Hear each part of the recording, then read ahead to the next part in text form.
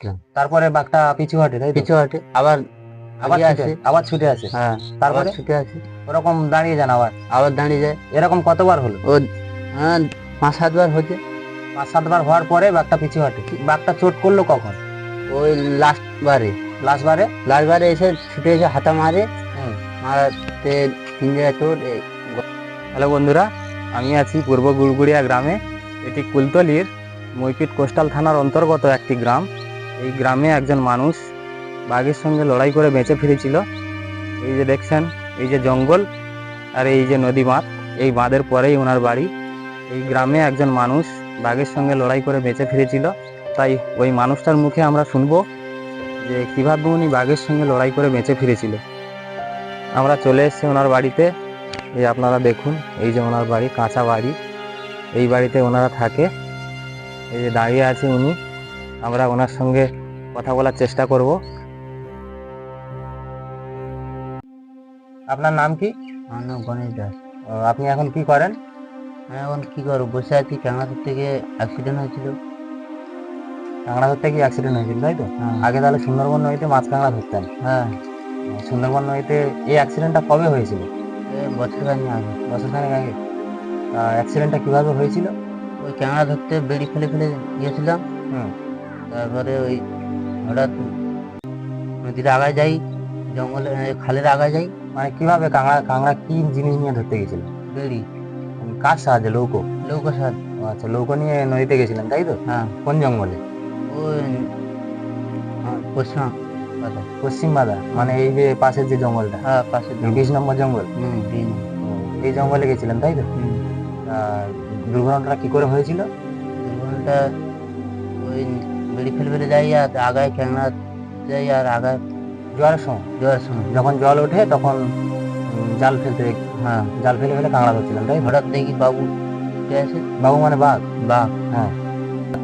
বাঘটা প্রথম ছুটে আসে সামনাসামনি আর কি। সামনাসামনি, আবার পিছিয়ে যায়। মানে প্রথমে দাঁড়িয়ে গেছিলেন, যখন হ্যাঁ। সামনাসামনি ছুটে আসে। দাঁড়িয়ে গেছিলাম। তারপরে বাঘটা পিছু হটে, তাই তো? পিছু হটে, আবার আবার আগিয়ে ছুটে আসে। আবার ছুটে আসে। হ্যাঁ, আবার তারপরে ছুটে আসে, ওরকম দাঁড়িয়ে যান আবার। আবার দাঁড়িয়ে যায়। এরকম কতবার হলো? ও, হ্যাঁ, 5-7 বার হচ্ছে। 5-7 বার হওয়ার পরে বাঘটা পিছু হটে। হ্যাঁ, তারপর সব। পিছু হটে, ওই বেড়ি নিয়ে মুখে বাঘটা চোট করলো কখন? ওই লাস্ট বারে, লাস্ট বারে? লাস্ট বারে এসে ছুটে এসে হাতা মারে, হুম। মারাতে 3 জায়গায় চোট। এই গলায়, ঘাড়ে, আর গলায়, ঘাড়ে আর চোট ওই করে, তাই তো? গালে, গালে?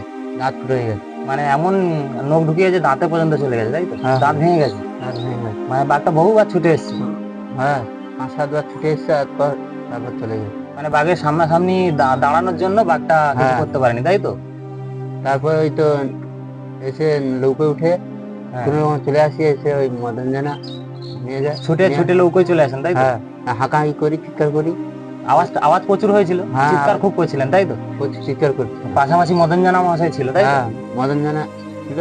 হ্যাঁ। ও হাঁকাহাঁকি করতে আওয়াজ শুনতে গিয়ে- পেয়ে আবার শুনতে পেয়ে গিয়ে এনে আওয়াজ শুনতে পেয়ে ও নিয়ে আপনার কাছে এসছে। আসে, তাই তো? হ্যাঁ, কাছে এসে নিয়ে আসে, তাই তো? নৌকো পেয়ে নিয়ে আসে। ও, যখন চোট হয় তখন আপনার জ্ঞান ছিল?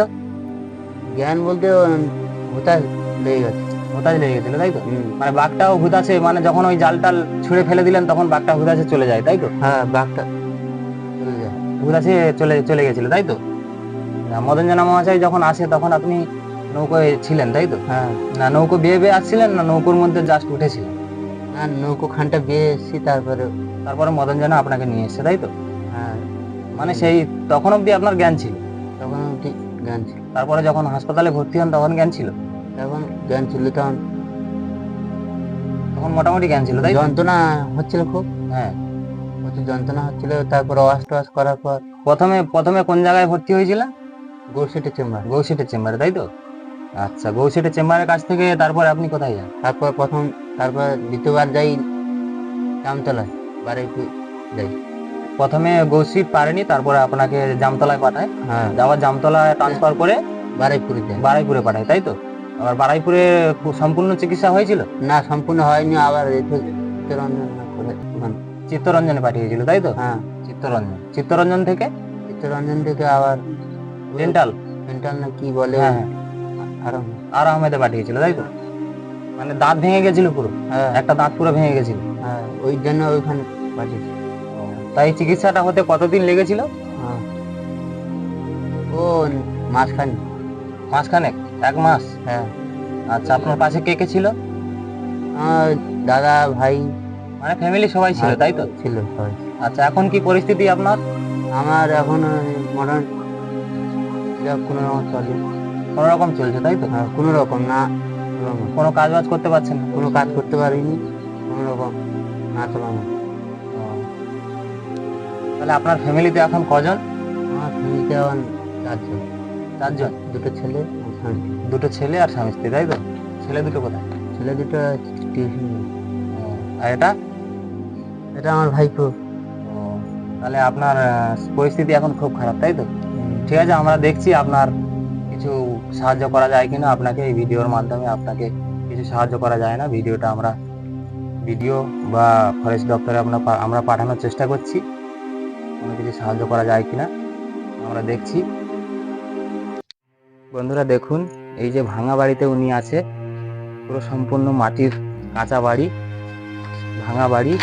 দেখুন এই ভাঙা বাড়ির মধ্যে উনি এখন আছে, দেখতে পাচ্ছেন একদম ভেঙে গেছে বাড়িটা, কাঁচা বাড়ি। এই যে দেখুন কি পরিস্থিতিতে উনি আছে, এই ঘরটুকু সারানোর সামর্থ্য ওনার নেই। এবং পুরো ঘরের ভেতরে আমি ঢুকে ভিডিওটা বানাচ্ছি এবং আমি একটু বাইরে গিয়েও দেখানোর চেষ্টা করব ওনার ঘরের পরিস্থিতিটা কি। দেখুন বন্ধুরা, এই যে ওনার ঘর সম্পূর্ণ খড়ের ঘর এবং খড়ের ঘরে জল পড়ে তাই পেপার দিয়ে ঘেরা আছে। দেখুন এই যে ওনার ঘর, ওনার পরিস্থিতি এতটাই খারাপ যে ইনি ঘরটাও সম্পূর্ণভাবে সারাতে পারছেন না। এই যে দেখুন ওনার ঘর। বন্ধুরা, ভিডিওটা যদি আপনাদের ভালো লেগে থাকে অবশ্যই লাইক, কমেন্ট, শেয়ার করবেন এবং আমাদের চ্যানেলটিকে সাবস্ক্রাইব করে সঙ্গে থাকবেন। ধন্যবাদ।